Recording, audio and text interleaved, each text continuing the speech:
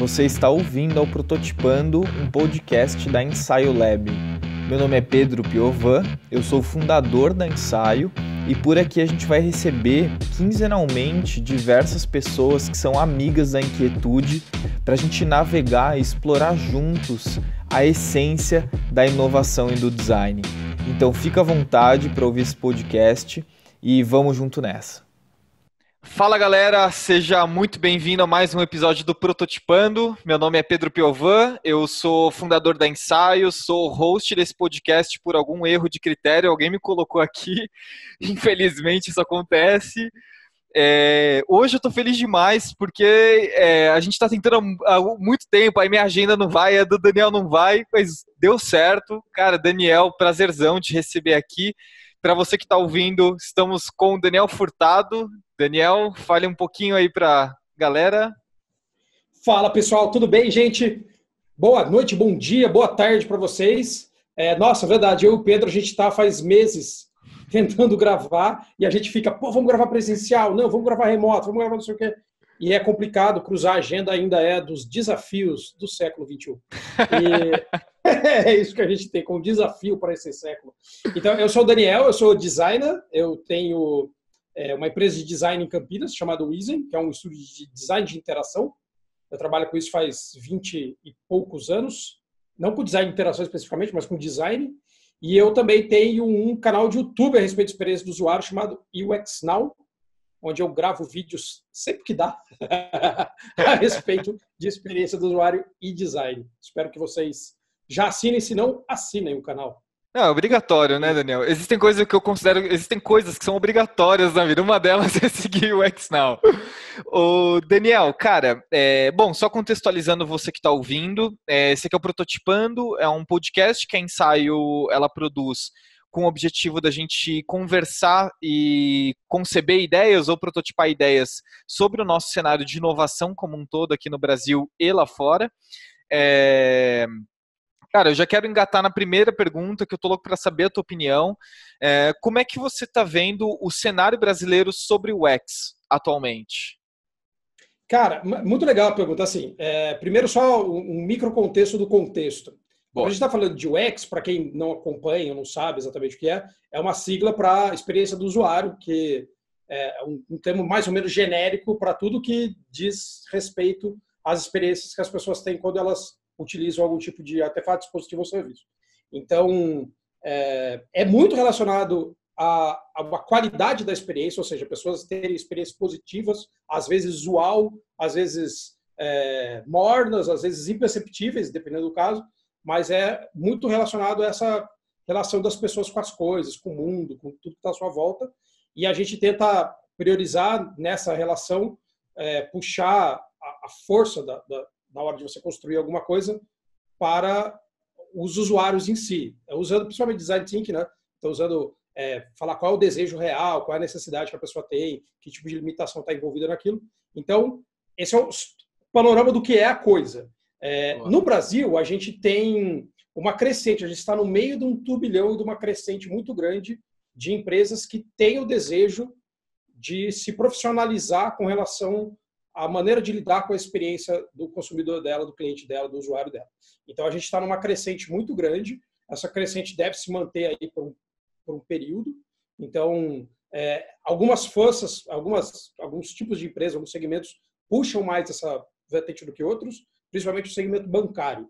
Então, o segmento das fintechs, das empresas relacionadas a investimento, bancos tradicionais ou digitais, ou se é que faz diferença. Então, mas a gente está numa crescente muito grande. Isso é muito legal porque é um favorecimento do cliente, um favorecimento do usuário. Então, a gente deve ter cada vez mais uma preocupação em manter a qualidade do serviço um pouco mais alto do que acontece no Brasil. A gente tem um serviço muito bom no Brasil, até comparado com outros países do mundo, o serviço tete-a-tete, o serviço humano do Brasil é um serviço muito bom, mas às vezes ele peca em alguns canais. Então, às vezes em canais digitais, às vezes se perde um pouco da humanidade, às vezes a gente lida com URAs muito demoradas, às vezes a gente quer falar alguma coisa e, sei lá, é surpreendido por um robô. Normalmente a gente não queria um robô, mas a gente tem, né, esse modelo de tomar cuidado com a experiência. Eu acho que até uma coisa, Pedro, que é um negócio muito massa, a gente ser carismático no Brasil, assim, pô, é um país de carisma. Então, é um negócio que é muito legal. A gente é visto como carismático pelas entidades de fora, pelos americanos, por todo mundo. Então, eu acho que isso aí reflete um pouco nessa tentativa, nesse tamanho do mercado de preocupação com a experiência que acontece aqui. Então, é um mercado muito bom para quem quer entrar sendo designer, para quem quer entrar sendo PM, PO, às vezes até um desenvolvedor. É muito bom para as empresas terem essa preocupação, porque ainda é uma preocupação nova. Então, assim, não é todo mundo que tem um time, não é todo mundo que correu atrás de olhar para a própria cauda, sabe? E falar, o que eu tenho? Então, eu acho que assim, a gente está numa rampa. Toda rampa tem platô, não atingimos um platô ainda dessa rampa. Então, eu acho que tá bom para todo mundo entrar, aproveita, tem lugar, tem ingresso, tá quentinho. E venham todos. Ô, Daniel, eu fiquei em duas coisas que você falou. A primeira que eu quero entrar agora, que é em toda rampa existem alguns buracos, ou enfim, você vai subir uma rampa de bicicleta, você tem que desviar de algumas tartarugas. O que você vê hoje como os desafios que as empresas, aí eu posso falar principalmente B2B, enfrentam ao entrar nessa rampa? Cara, essa pergunta é ótima e eu vou traçar um paralelo com uma coisa muito louca chamada Bitcoin. O Bitcoin, para quem não conhece, é uma criptomoeda e essa criptomoeda, como toda coisa que sobe, ela não sobe subida. Se você aproximar o zoom, você vai perceber que uma subida dela tem uma descida no dia seguinte e depois uma subida menorzinha, depois outra. Se você desaproximar o zoom, você vai perceber que ela cresceu no todo. Mas não no micro, mas no macro ela cresceu. Então, realmente, assim, é muito legal isso que você perguntou, porque a gente tem um crescimento, se a gente falar assim, generalizado, há um crescimento. Ainda tem segmentos onde isso não começou, ou se começou e caiu, ou começou e começou errado, sei lá. Mas a gente tem realmente pontos altos e pontos baixos. A gente passa por várias coisas no meio, tem vários buracos no meio do caminho, realmente, concordo 100%. Um desses buracos acontece realmente muito no mercado do B2B. É o mercado onde eu mais atuo também. No mercado do B2B, a gente tem uma característica complexa, que é uma característica de que quem compra não usa, quem usa não compra. E quando a gente fala de experiência do usuário, a gente é muito preocupado com uso. Uso, não compra. Usar uma plataforma de compra é uso, mas não é disso que eu estou falando. O que acontece é que numa cadeia de compra de um software grande, que pode ser que se leve 6 meses de discussão e 1 ano de implementação, a gente leva muito pouca consideração de quem são realmente os operadores do software. E eu estou falando na real mesmo, isso é verdade. Não estou mentindo, viu, vocês todos aí? Não é mentira. Sabe, porque às vezes a pessoa fala, no meu não é assim. É assim, sim. Então, assim, a maior parte das coisas são assim. Mas por que elas são assim? Porque a gente está falando, primeiro, de um nível de especialidade diferente de quem é o usuário. Então, assim, a gente não está falando de varejo, onde o usuário às vezes vai ter um contato e depois ele abandona o produto e ele tem concorrência. Um software que leva 1 ano para ser implementado, você não tem concorrência, ninguém vai desimplementar um software depois de 1 ano. Então, a gente tem algumas coisas que realmente as pessoas afastam um pouco o olhar. E a parte de UX, as pessoas que sei lá, estão nesse ramo do B2B, às vezes afastam o olhar. Por que as pessoas afastam o olhar, opinião do Daniel? Porque as pessoas acreditam que se eu der um treinamento para usar um software lixo, isso resolve o problema. Dar um treinamento para alguém usar um software lixo não resolve o problema. Você resolve uma parte do problema, que é a parte da pessoa, sei lá, entender o que é aquela porcaria que alguém fez. Mas isso não quer dizer que não vai causar uma lesão por esforço repetitivo, por usar uma tabela errada, que você não vai ter um monte de confusão cognitiva porque você pôs um botão muito longe do controle, sei lá, o controle e a coisa. Então tem uma série de coisas que a gente poderia se preocupar em termos específicos agora de usabilidade, que você faria com que o seu colaborador ficasse mais feliz usando o software. E isso é uma forma de vender. Então você vender que o software aumenta a produtividade é uma forma de vender. É que às vezes não é o principal discurso. Então realmente assim o mercado B2B patina um pouco disso. Existe a curva de você implementar um software B2B. E eu estou falando de B2B agora, não de SaaS pequeno. É um software B2B grande. Então, um SAP, o cara botar o Salesforce numa empresa. Então, não é uma coisa que acontece da noite para o dia. Então, ele tem que entrar em contato com a TI da empresa, com compras, cadastrar coisas, cadastrar 4.000 SKUs. escambar é um negócio que quer demorar. Então, não é... Como chama? Há uma coisa te segurando, há um empuxo. Então, assim, você está sendo segurado porque o software lida com complexidade demais. Então, isso daí faz com que as pessoas realmente tenham que pontuar N coisas e o usuário. Mas as N coisas normalmente superam o usuário. Então, assim, não quer dizer que as empresas grandes como a TOTUS, a SAP, a Microsoft, etc., não investam em UX. Investem. Mas ainda não é que isso é o discurso de venda. Não é isso que é vendido. Então, a gente esbarra muito nisso daí, cara. E deve mudar um pouco, porque antigamente, 15 anos atrás, sei lá, 10 anos atrás, as pessoas tinham no LinkedIn delas, assim, mexam em Excel, tá ligado? Uso Excel, uso SAP, uso sei lá o quê. Então, o cara ter isso como eu preciso ser certificado a usar o software. Uhum. E a gente tem um monte de software que ninguém é certificado a usar. Então, você não é certificado a usar, sei lá, o software do teu banco, você não é certificado a usar o software do SaaS da empresa, e essa não certificação do software de múltiplos usuários faz com que as pessoas falem, por que eu tenho que ser certificado nesse seu software aí, hein? Por que eu vou ter que entrar na universidade do seu software? Você não podia fazer ele ser fácil igual X? Então, esse incômodo vai acabar pegando um pouco também no B2B, mas, de novo, a gente está falando de um ciclo de venda mais complicado, uma demora maior inerente ao tipo de produto. Então, assim, sim, a gente vai entrar ainda em crescentes maiores. Ainda não chegou ninguém falando assim, vou tirar o SAP aqui porque o SAP é difícil e fulano é fácil. Não, isso não está. Não sei se vai acontecer, mas assim, várias desses pequenos indícios, mas é um risco. É um risco que uma parte da operação seja subtraída. Então você fala assim, eu não vou tirar o negócio inteiro, mas eu consigo tirar esse pedacinho aqui, e aí eu vou mudar minha licença para outra licença, porque esse pedacinho aqui tem um SaaS que faz melhor. Então, isso daí é um risco, realmente. Daniel, cara, eu podia parar por aqui e aí eu vou levar essa gravação para uma série de clientes meus. Pode levar, esfrega nele. Cara, deixa eu contar um caos aqui, porque a gente vive um pouco disso. Tava num cliente, enfim, um cenário muito próximo, B2B, num segmento muito específico, com um sistema gigante, muito específico, que soluciona uma série de problemas desse segmento, líder de mercado, etc. E aí, enfim, conversando com ele sobre a importância do UX, etc. E aí, assim, o que eu ouvi, o cara falou, Pedrão, o nível de lock-in, o nível do quanto o software e o treinamento, o meu serviço segura o meu cliente é tão alto que eu não preciso pensar em UX. Eu falei, enfim, aí eu vou levar a gravação a gravação do que você falou. Mas o que me chama mais atenção é uma falta de visão sobre a curva de maturidade do UX que potencialmente pode ser um ofensor dele daqui a 5, 10 anos. E aí, enfim, é isso, né? É isso. É isso. E quando a gente está falando dessa questão do software, que é um software de médio e longo prazo, assim, quando você está falando de você pegar uma empresa média e você falar assim, eu vou trocar o software que gerencia qualquer coisa dela, qualquer coisa, papel higiênico no banheiro, por outro, é um trabalho.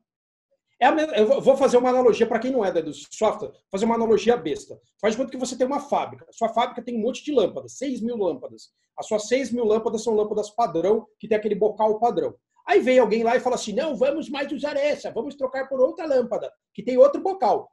Tá bom, parece ser a coisa mais boba do mundo isso. Mas isso é um problemão gigantesco. Você vai falar assim, então você está me dizendo que eu tenho que trocar 6.000 bocais e 6.000 lâmpadas e alocar pessoas para trocar essas 6.000 lâmpadas e bocais, colocar escadas em lugares que a gente nem lembrava que tinha, trocar fiação que eu não sei qual é, e não sei o quê. Então você acabou de puxar um problema gigante porque você ia trocar o bocal da lâmpada. Então quando você está falando assim, eu vou trocar o software de alguém que está a vida da empresa dentro, é um negócio extremamente complicado. Então, claro que a pessoa está travada dentro desse software, também é uma vantagem. Eu não acho, nem eu falo do fundo, quero acreditar nisso, do fundo do meu coração. Eu não acho que ninguém fez isso de propósito. Alguém falou assim, eu vou de propósito criar amarras para que o meu cliente fique preso. Isso foi acontecendo. Uhum. Isso não foi proposital, porque nenhum software chegou assim, mano, pega esse software gigante e enfia na sua empresa. Isso Perfeito. Não é assim. A empresa começa botando o Excel, depois a empresa anda mais um pouquinho e fala, o Excel não está mais rolando, né? Vou ter outra coisa. Ai, meu Deus, isso se integra, não sei. Preciso conectar minha... Ai, meu Deus, agora inventaram que as notas fiscais têm que ficar armazenadas, não sei onde. Então não foi de uma vez, a empresa não chegou... Pum. Então, assim, essas coisas vão... E quando você vê, e você começa a puxar aquilo, você fala, realmente, eu estou numa situação muito complexa de você mexer nisso. E às vezes de verdade, é mais barato o cara treinar alguém insistentemente a usar um mecanismo ruim do que consertar o mecanismo. Não tenho dúvida. Cara, de boa, tudo bem. Mas a gente não pode apostar que isso é um status que vai se manter para o resto da vida, porque não vai. As empresas até 20 anos atrás tinham caixas e caixas de papel. Hoje em dia, isso, meu Deus, e eu sou o vendedor de caixas de papel? Me lasquei. Porque antigamente, sabe, essas coisas você não sabe qual vai ser o mecanismo de mudança ou obrigatório do governo. O governo vem e faz uma obrigatoriedade. Pá, você tem que ter uma certificação digital. O quê? Minha empresa quebrou. Você não sabe o que vai acontecer. E essas imposições podem vir do mercado, pode vir de aquisições, que a sua empresa, né, a empresa de alguém sofre, pode ser trocou o dono, trocou o software, sei lá. Então, assim, a gente não sabe. O que a gente sabe é que, eventualmente, se você botar na ponta do lápis, eventualmente, você vai descobrir que você gasta muito dinheiro com treinamento para consertar coisas que poderiam ser pertinentes serem consertadas. E eu não estou dizendo consertar o universo. Eu estou dizendo falar assim, se eu pudesse consertar aquele pedaço daquele relatório, que é um problema para as pessoas criarem. Toda vez que a pessoa quer criar aquele relatório, ela tem que abrir um ticket e ela tem que entrar em contato com a TI. E você falar assim, mas eu consigo fazer um jeito de você fazer o relatório e você empoderar o seu colaborador para ele usar o relatório 2.0, você já está fazendo melhoria de UX. Então, você não precisa jogar fora. Você pode pensar em trocar as lâmpadas, por exemplo. Então, assim, isso eventualmente, por maior que seja a empresa, por maior que seja o mercado, eventualmente haverão incômodos. Os bancos grandes e tradicionais sentem incômodos dos bancos pequenos e digitais. Mesmo que fale, não, mas o banco continua sendo trilionário. Continua, mas antes ele era trilionário, 200 milhões. Agora ele é trilionário, 0. 200 milhões sumiram daquela história. 200 milhões faz falta para qualquer um. Então, estou dando um exemplo chutado aqui, mas vocês entenderam. Então, qualquer coisa, você fala, opa, progride uma curva e vê o que vai acontecer. Então, realmente, a gente tem... Vai cair a sua casa, amigo do software. Vai cair a sua casa, mano. Vai vir uma multa de acessibilidade do tamanho da tua empresa. Você vai ter que consertar isso aí depois, você se lascou. LGPD tá chegando. LGPD esfregando na sua cara. O que você fez com o dado do seu usuário? Aqui a multa, 1 milhão. Mas eu tenho 20 mil usuários, são 20 mil vezes 1 milhão? São 20 mil vezes 1 milhão. É um número que você não sabe pensar. Daniel, cara, você falou uma coisa muito interessante que eu quero explodir agora para a gente entrar mais nisso. Você falou assim, vamos empoderar esse usuário. E eu entendo que entregar autonomia para um usuário é uma questão de princípio, né? Disserte sobre. Concordo com você. Eu entendo o seguinte, a gente está passando por uma reviravolta muito grande por condição computacional. A gente tem uma condição computacional que a gente nunca viu. A gente nunca viu a condição computacional que a gente tem, e essa condição computacional faz com que a gente possa computar coisas que a gente não computava. Olha que coisa legal. Então, assim, lei de Moore, então a gente vai ter mais e mais e mais poder computacional no mundo, cada vez mais. Então, a gente tem muito mais de quando eu era criança, de quando você era criança, quando quem estava vendo, ouvindo era criança. Então, a gente tem uma crescente do poder computacional. Uau, que máximo! Uma das coisas que se aproveita dessa crescente de poder computacional é um negócio mágico, maluco, chamado inteligência artificial. E qualquer outra coisa envelopada no algoritmo bom. Então, assim, a inteligência artificial, ela vai fazer duas coisas pela humanidade. Ela vai automatizar coisas, que todo mundo morre de medo. Eu morro de medo da automatização, porque a automatização vai tirar o meu emprego. Eu tenho medo da automatização, ela vai me demitir. Legal, isso é uma coisa que a inteligência faz. A outra coisa é aumentadora. Ela é aumentadora de poderes das pessoas. Então, ela pode automatizar partes que a pessoa não devia estar fazendo. Ela não devia estar fazendo um trabalho repetitivo que uma máquina pode fazer. E, mas não, a máquina de botar prego automático já existe faz muito tempo. Naquele filme Mad Max 3, o cara atira com uma máquina de prego. Você lembra dessa cena? Lembro. Quando eu era criança, eu falava, mano, não tem isso no Brasil. No Brasil só tem martelo e prego. Não tem uma máquina que dispara um prego e mata um bandido. E os caras já têm isso aí. Então, tipo, aquilo é um automatizador do martelo e prego. Então, assim, isso existe, sempre existiu, sempre haverá. O aumentador de poder também, sempre existiu o aumentador de poder. A pessoa bota o cinto de utilidade do Batman e pendura um monte de ferramenta. Uau, eu aumentei meus poderes, agora eu tenho ferramentas à minha volta. Então a gente vai aumentar os poderes das pessoas, usando também inteligência artificial e usando também capacidade de computação em si, para que as pessoas possam realmente serem mais poderosas na hora de fazer as coisas. Vou dar um exemplo besta. Antigamente, 5 anos atrás, 10 anos atrás, 2 anos atrás, um mês atrás da empresa, se você quisesse gerar um relatório de venda, vou dar um exemplo qualquer idiota.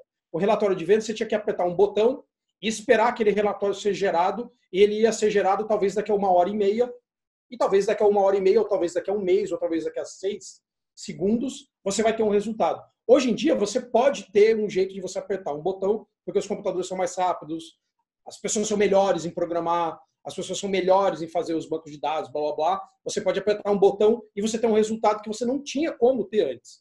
Você fala, mano, eu levava uma semana para conseguir esse relatório. Você está me dizendo que agora eu consigo ver o relatório hoje? Consegue. O que quer dizer você ver um relatório hoje como superpoder? Então quer dizer que hoje eu posso saber que se eu fizer assim, com uma coisa no meu estoque, esperar 10 minutos no ciclo de venda, eu sei se isso vendeu mais ou menos, ou se isso foi bom ou ruim para o meu negócio. É um super empoderador, Então, uma pessoa vai ser super ultra empoderada porque o computador é mais rápido. E porque você tem, lógico, inteligências ou o que você quiser ali dentro. Então, essas coisas todas fazem realmente com que a gente esteja passando de novo por um momento de transição mundial a respeito de que poderes eu posso ter. Então, assim, a gente tem poderes hoje, Pedro, que a gente não imaginava nunca que a gente ia ter, ou imaginava tirando sarro que ia ter. Então, o poder de um carro passar por uma poça, você frear e ele não girar, é um poder que a gente tem faz anos e a gente nem para pensar nesse poder. Ele está falando, uau, eu tenho o poder de, sabe, não sei, ter ABS ou ter airbags ou qualquer coisa, e a gente está falando hoje em dia de carros que se desviam de outros carros sozinhos. Então, isso são poderes que a gente vai tendo e que de pouquinho em pouquinho vão fazer parte do que a gente considera que é a gente. Por causa, de novo, da platonização. Vai ter um platô e o mínimo que eu espero é que todo carro aperte um botão, o vidro suba e eu não ter que girar a porcaria do bagulho.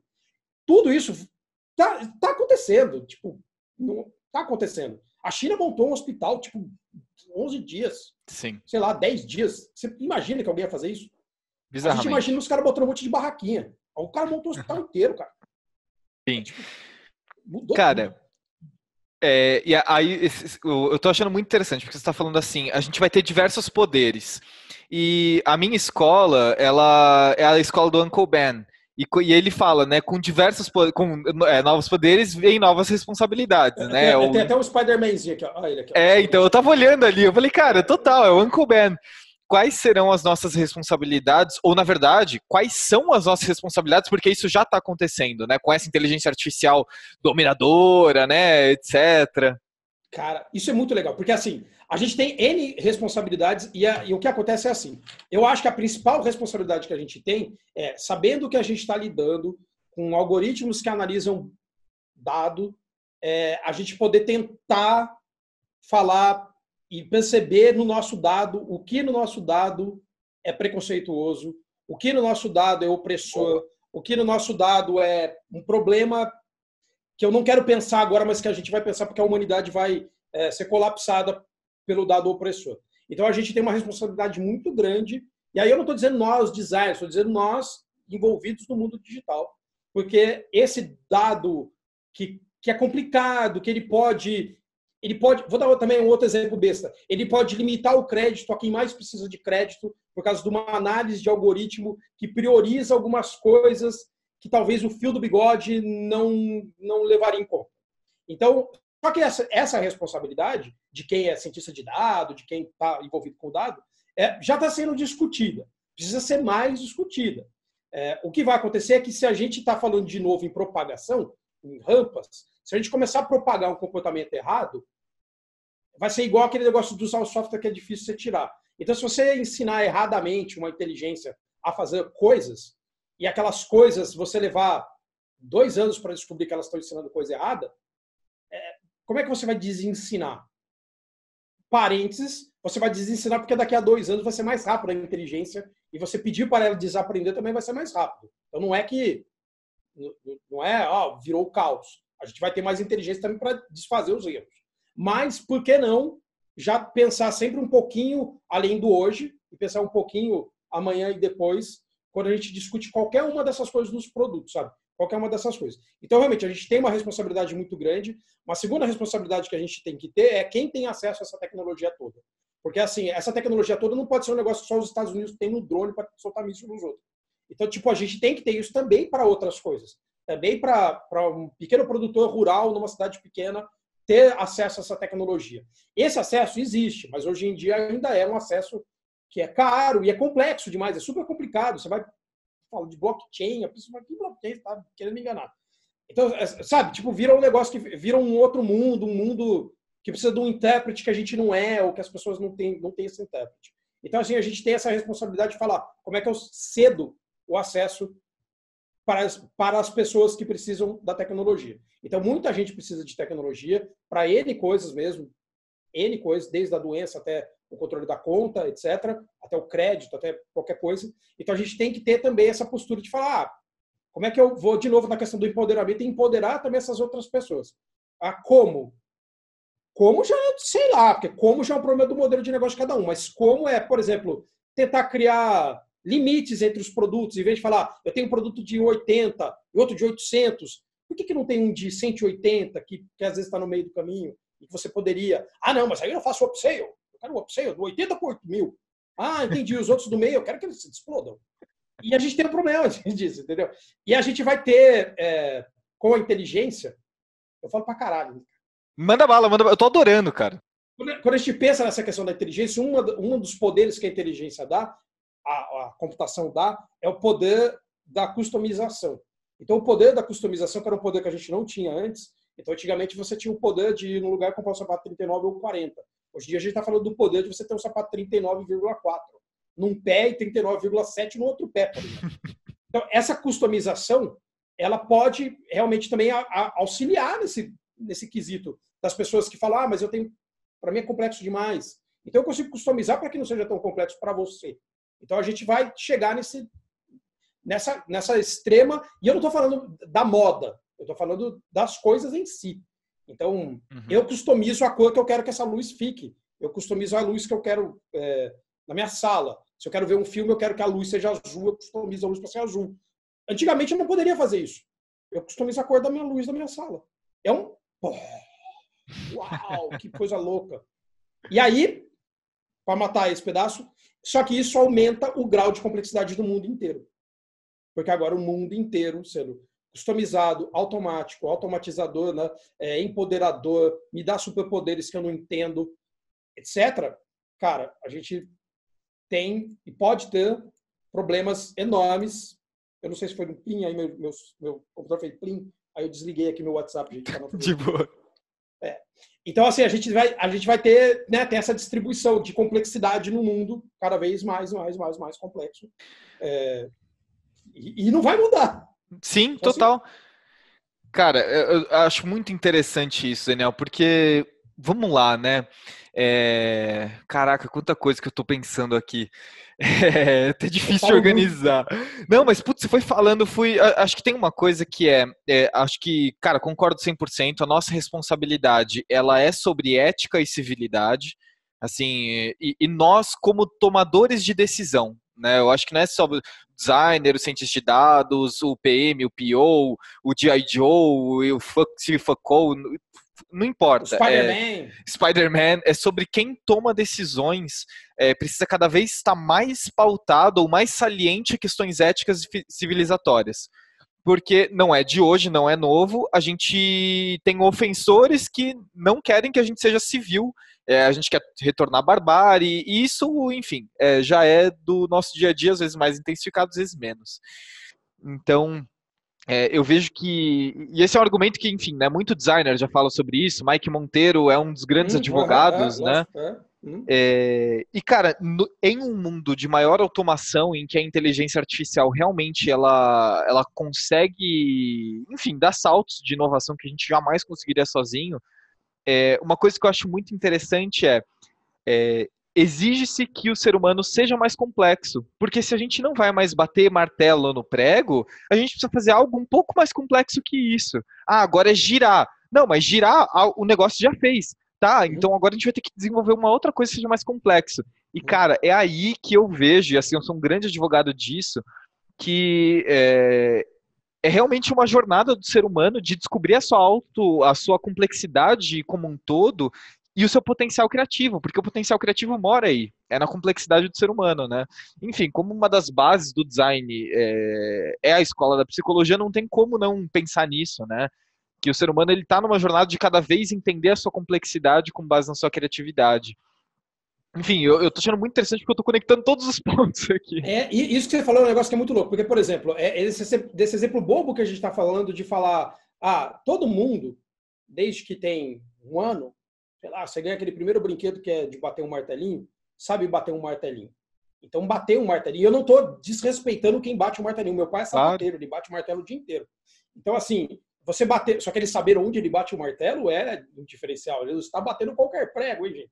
Boa. Então, assim, você saber bater um prego, ou saber não sei o quê, faz parte de uma perícia que a gente tem. A gente tem outras perícias, como, por exemplo, torcer uma coisa, não sei o quê. E a gente tem perícias explosivamente complexas, tipo, por exemplo, tocar uma guitarra.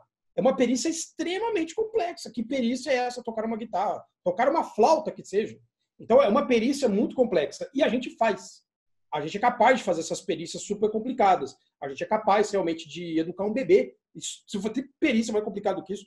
Então, a gente tem perícias que a gente faz e que eu acredito, ou posso ser inocente em acreditar, poliana de acreditar, não sei, de que deveria se aumentar o valor para essas perícias ou permitir que as pessoas desenvolvam essas perícias em prol das outras perícias que essas tecnologias todas vão subtrair. Então, Perfeito. Assim, algumas tecnologias vão subtrair essas coisas. E não quer dizer que eu vou ficar menos perito. Não é o mundo do Wall-E, que eu vou ficar sentado, tomando suco, deitado, porque tudo faz tudo. Não, a gente vai ter possibilidade de ter nas outras perícias que a gente queria ter, desde sempre. Da caverna pintada, não foi pintada por uma pessoa só, todo mundo pintou aquelas cavernas. Quando a gente olha e fala, eu tô vendo uma caverna pintada, não é que tinha um cara lá. Aposto que todo mundo tá pintando aquela caverna, sobrou algumas. É isso que aconteceu em 30 mil anos. Mas então a gente quer, a gente faz essas coisas. Então a gente procura essas dificuldades também. Porque essas coisas estimulam a nossa criatividade, estimulam. Então, assim, eu acredito que essas coisas vão dar espaço para isso. Mas, de novo, eu posso estar sendo super ultra inocente e, na verdade, o que eles querem é alguém pedalando, igual no Black Mirror, gerando energia. Então, assim, mas eu quero acreditar que alguns lugares, alguns países que investem nisso, nessa ociosidade boa, sabe? De você poder fazer isso, estimula as pessoas a realmente poderem usar esses novos artefatos que vão surgir. Só que esses artefatos vão respeitar modelos que estão dentro da sua cabeça. Você falou tudo de falar que a gente está abraçado na psicologia para isso, porque a gente tem modelos que estão dentro da nossa cabeça, eles estão lá faz muitos mil anos, e não é porque inventaram um iPad que as crianças ficaram inteligentes, é um equívoco de interpretação. Então, assim, quando você fala, eu tenho esses modelos na minha cabeça, e eu vou ter que continuar entendendo cada vez mais esses modelos, para cada vez mais poder, de novo, eticamente, fazer as coisas que ajudam as pessoas que já têm esse modelo. Eu falei eticamente porque quando a gente descobre a respeito dos modelos, o mais provável é alguém falar assim, e qual o defeito do modelo? Porque é nesse parafuso que eu quero apertar. Então, o defeito das pessoas é que quando as pessoas escutam falar que este é o último quarto, elas compram. Então, eu vou nesse parafuso e falo, opa, cutuca ali a dor do cara da escassez, porque essa dor da escassez, ele lembra da primeira colheita dele 30 mil anos atrás, eu vou cutucar essa dor. E a gente não precisava cutucar essa dor. Mas a gente vai lá e cutuca essa dor. Então, todo descobrimento de uma dor não é para você cutucar a dor, mas infelizmente é isso que acontece. Alguém vai lá e cutuca a dor da pessoa. Não tem legislação em cima de cutucar essa dor. O Andrei fala isso no vídeo dele. A gente não tem legislação em cima de dark pattern, por exemplo. Devia ser proibido, dar uma puta no cara. Por fazer, você prometeu uma falsa, sei lá, falsa cor, falso timing, sei lá. Mas então, assim, sim, a gente tem que entender essas coisas para dar liberdade para as pessoas serem e não só fazerem. Sim. Olha que filosofia. Nossa, vou beber até água depois. Daniel, cara, me fala uma coisa.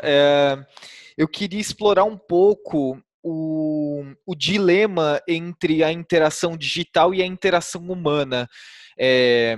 Eu vejo várias coisas. Eu vejo, não, temos só que ser digital. Não, temos que retomar o contato humano. Não, a gente tem que explodir tudo isso. Ai, meu Deus, eu tô desesperado, eu não sei o que eu vou fazer se a gente não tá os dois. Cara, enfim, Qual que é a tua visão sobre o equilíbrio ou não sobre o digital, as interações digitais e humanas? Cara, então, eu acho isso realmente é um dilema muito complexo. É um dos textos que eu coloquei um mês e meio atrás, sei lá, no Medium, fiz até um videozinho disso, era sobre essa coisa do tédio, que a gente está entediado e a gente vai lá e entra no Instagram e fica lá. E que essas coisas, a gente, de novo, a gente tem uma máquina dentro da nossa cabeça, super ultra bem constituída, onde os computadores tentam copiar essa máquina, que é o nosso pequeno cérebro. E esse nosso pequeno cérebro, ele é feito para responder a estímulo natural. Pássaro cantando, fogo pegando, não é todo dia que pega fogo. O Spider-Man, de novo. Tem um caso clássico do Spider-Man. O Spider-Man tem o seu sentido de aranha, então as pessoas...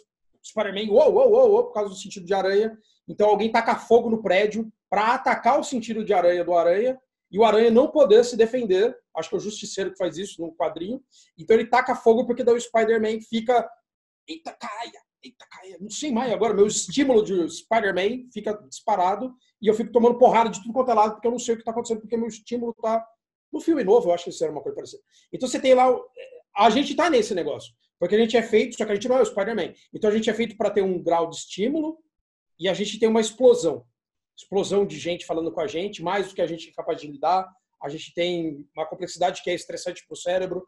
Então, assim, a gente tem que buscar um equilíbrio, porque senão a gente vai ter esgotamentos. Então, assim, a gente já está tendo esgotamentos, só que esses esgotamentos, às vezes também são esgotamentos médio prazo que vão... A gente não sabe o que é uma pessoa de 75 anos que ficou 35 anos na internet. A gente nunca viu essa pessoa. Essa pessoa não existe ainda. Então, quando a gente entender o que é essa pessoa, o que isso é no idoso, o que isso é, se é que haverá um idoso ou todo mundo vai morrer antes, tá ligado? A gente não sabe o que é. Então, assim, eu sei porque eu sofro disso. Então, por ser produtor de conteúdo, as pessoas às vezes não entendem qual é o custo do nosso tempo quando a gente é produtor de conteúdo. Então, eu vou lá e produzo um conteúdo, boto no Instagram, e aí vem 200 pessoas falarem comigo. E eu quero falar com as 200. Porque eu quero, lógico, a minha sede de falar com as pessoas, ser simpático, ser carismático com as pessoas, é uma coisa que está em mim. Mas, falar com 200 pessoas é mais complicado do que falar com 20, que era o que eu falava antigamente. Ou falar com duas, com minha mãe e com meu pai. Que é, não, o normal é com um irmão, uma irmã. Então, agora, isso é muito difícil de lidar. Então, é muito difícil de lidar e a gente não tem uma cartilha disso ainda, porque a gente não... Eu, pelo menos, não tenho. Eu não sei exatamente como lidar. Então, eu tenho que falar assim, eu tenho que tomar o cuidado, eu sei que eu tenho que tomar um cuidado. Eu procuro cada vez mais falar... Eu preciso de contatos humanos com as pessoas, porque eu acho também que a gente está indo para uma discussão a respeito do trabalho remoto, que é uma discussão grande, a gente está realmente... É igual essa questão do coronavírus, falar que vai ser o maior experimento de trabalho remoto do mundo, um monte de gente, se puder, falar, vou ficar uma semana em casa, trabalhando de casa, é melhor, mas o que a gente vai perder e a gente não sabe, porque... Mas e as sociedades que são super distantes, elas vivem de outro jeito e não é a nossa sociedade, blá. Sei que parece um monte de filosofia, gente, mas é só para entender que realmente a gente está indo para caminhos que são muito complicados. A gente precisa desabilitar certas coisas do nosso celular para a gente não estar preso dentro de uma armadilha. Tem uma coisa que vai acontecer e que a gente está indo um pouco para esse caminho. Eu dei o exemplo da minha lâmpada que fica azul.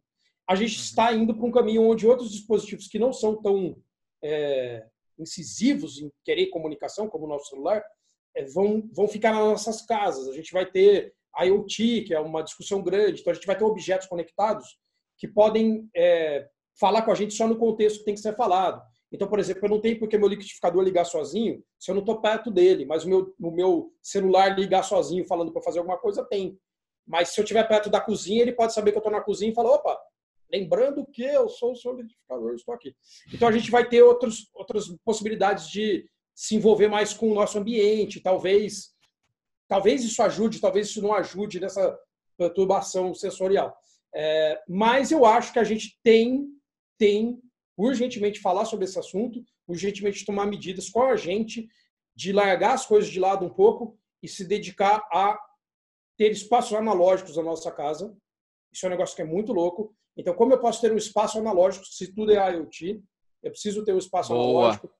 Cara, é muito difícil você pensar, porque eu aqui em casa tenho um espaço atrás do meu sofá que eu falei assim, esse espaço aqui vai ser um espaço analógico, eu não vou ter coisas aqui conectadas, porque se um dia eu quiser sentar e tomar uma breja, ler um livro, eu vou sentar nesse pedaço aqui porque não tem nada. Quero que tenha nada aqui. Tem uma vitrola, um disco de vinil. Mas é uma coisa... Sabe, é esquisito, Pedro, você ter que fazer isso. Sim. Não é esquisito? O normal seria você criar um espaço conectado, né? Mas agora você está assim... E para uma pessoa que a gente fala muito disso, do digital não digital, eu não sei quanto tempo a gente vai conseguir levantar esse discurso ainda, digital não digital. Isso vai acabar. Era igual você ter um discurso parte elétrica, parte não elétrica da casa. Isso é uma idiotice, ninguém fala isso. Sim, eu vou lá para o meu quintal não elétrico. Isso não é, as coisas vão ser uma coisa só. Então o cara fala, eu posso. Você não pode, mano. Você vai ter um momento no seu dia a dia que tudo vai ser digital, que as pessoas daqui a 15 anos não vão nem saber o que é não estar digital. A gente sabe ainda, porque fui para Ubatuba uma semana e meia atrás para fazer essa desconexão um pouco. Uhum. E a gente pega o carro e quando você está na estrada de Taubaté ali, não pega o celular. Então, Sim. Aí você fica sem sinal. E às vezes você fica sem sinal, parece que, meu Deus, eu posso morrer, o Jason me matar e eu não tenho sinal. Então, antigamente eu estava muito bem sem o sinal. E agora sem o sinal é sinônimo da minha morte.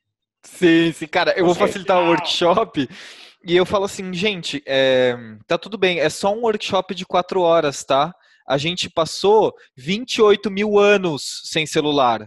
Então a gente não precisa durante 4 horas, tá tudo bem, né? E é tão difícil nessa condição do workshop, é muito difícil. A gente fez, eu e o Rodrigo Lemos, a gente fez um workshop que era para diretorias do ramo de saúde, então, e a gente deu um azar que aquele workshop foi numa véspera de fechamento de um monte de ações do pessoal. Então todo mundo era diretor, gerente, era só os topsters, as topsters da galáxia, diretor de inovação. Não tinha como eu falar pro cara, você vai ter que ficar durante 8 horas. O cara fala que se eu ficar só 8 horas no olho desse celular aqui, ó, sabe o que vai acontecer? Eu vou perder aqui uns 2 milhões de nota fiscal que eu não enviei. Isso que vai acontecer se eu ficar longe desse celular aqui, tá ligado? Aqui, ó. Você fala... Ok. Eu não vou nem discutir isso. Claro. Com razão.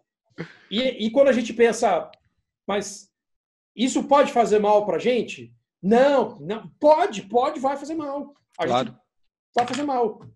Não tem, vou botar no modo silencioso, sei lá. O meu celular eu nunca tirei do modo silencioso ele. Eu não sei nem que toque ele faz. Sinceramente, eu nem sei. Então, às vezes, a pessoa liga, eu te liguei e fala, cara, você ligou, meu celular tá desligado. Eu só falo com ele quando eu quero, porque eu já tenho problema. Eu já tenho problema com essa desgraça que fica falando comigo de peraí, isso que eu tenho que mostrar para o pessoal todo. Eu botei agora a lagosta.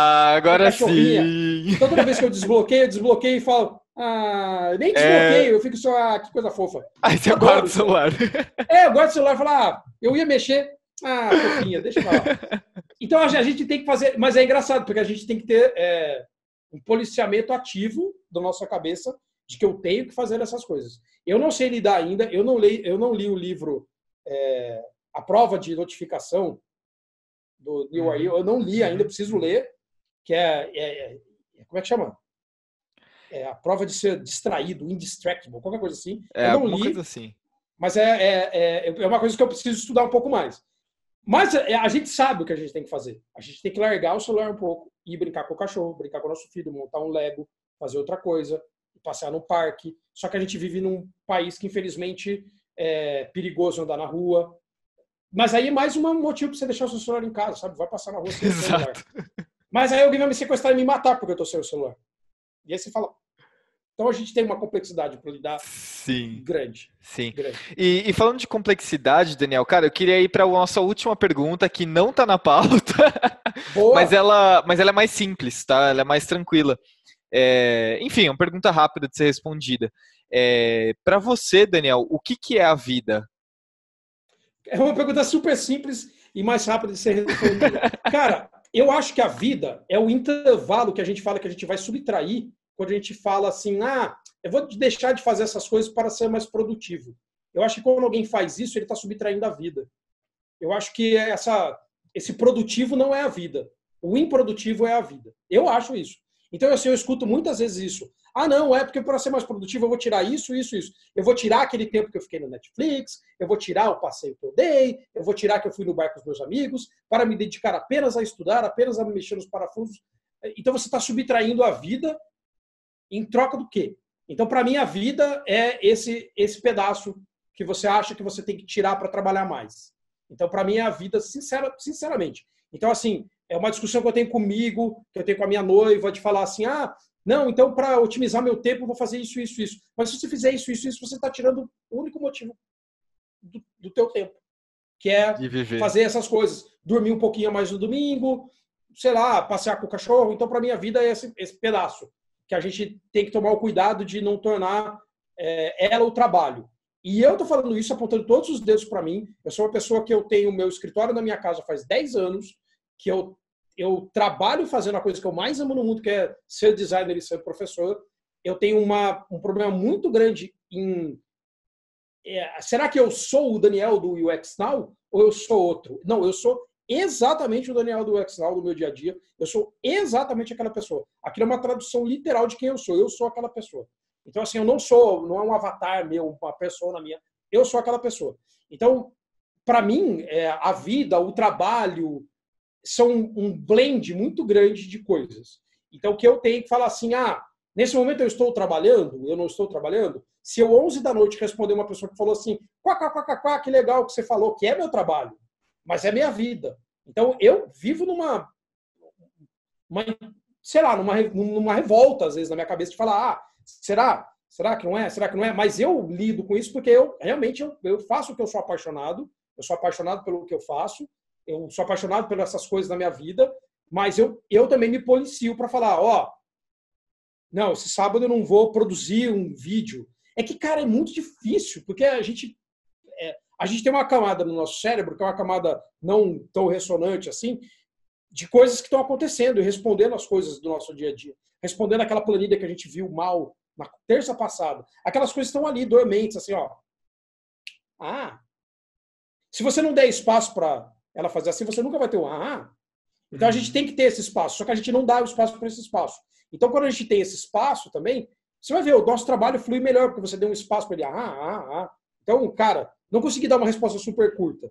Mas... Eu acho que nem era o objetivo, era realmente sacanear, eu só sacaneei mesmo. Eu tinha certeza. Olha com essa pergunta. Monty Python. Ô, Daniel, você estava falando, cara, me lembrou muito um livro que eu li recentemente agora, nesse período que eu tirei de férias, chama Ócio, Existência e Culpa. Cara, é um livro, enfim, filosófico pra cacete, mas é uma delícia, porque fala muito sobre isso, cara. Fala muito sobre, enfim, um senso de identificação com o senso de ociosidade, sendo que ociosidade é um termo que a gente, quando colocou no latim, desvirtuou ele totalmente. Os gregos antigos sabiam muito melhor fazer isso do que a gente, e muitas outras coisas eles sabiam fazer melhor do que a gente, né? Mas... exatamente, porque que é o preparo para o trabalho. Então eu estou me preparando para o meu trabalho. Esse é um negócio que, assim, a gente vê como vagabundagem. Sim. Não é uma vagabundagem. É a existência. Total. Ô, Daniel, cara, se a pessoa que ficou até aqui, com certeza ela quer se conectar contigo, ela quer ver teus vídeos do UX Now, ela quer saber sobre você, ela quer contratar você, fala como é que as pessoas... fala como é que... Enfim, Jabba Time. Cara, muito bom. Eu tenho um LinkedIn, eu sou o Daniel Furtado. Se procurar o Daniel Furtado, eu tô com isso aqui no fundo. Boa. Então, assim, tem tudo colorido lá, com a roupa, o xadrez vermelha, que parece que eu só tenho ela, mas eu tenho várias roupas xadrezes. Tem toda a informação para conversar comigo ali. Eu boto conteúdo sempre, estou falando disso agora, no Daniel_UX_Now no Instagram. YouTube/UX Now, youtube.com/UX Now, UXNow, é onde eu coloco os vídeos uma vez por semana, uma vez a cada 15 dias, aí depende. Então, podem entrar em contato lá. E a minha empresa é o Wezen, W-E-Z-E-N, que a gente faz design de interação. Nosso principal trabalho é refazer sistemas B2B que tem o perrengue. Então, a gente trabalha fazendo essa refação. A gente aqueles, tipo, irmãos à obra, só que não usa sistema. Então, é isso que a gente faz. Mas é isso. Amei participar aqui. Achei super legal. Vou querer ouvir de novo. Boa. E eu vou querer gravar mais, porque, cara, nossa, surgiu tanta coisa na minha cabeça que, enfim, vai ter segundo episódio. Com certeza. Queria te agradecer demais, Daniel. Foi bacana demais conversar contigo, nem vi o tempo passar. Agora que eu vi. Você que está assistindo, cara, se você curtiu, gostou, se inscreve no nosso canal, se inscreve, ativa esses negócios, raio do sininho, que tem que tocar esse sininho alguma vez. As igrejas tocam de 1 em 1 hora, a gente tem que tocar esse sino alguma vez na vida.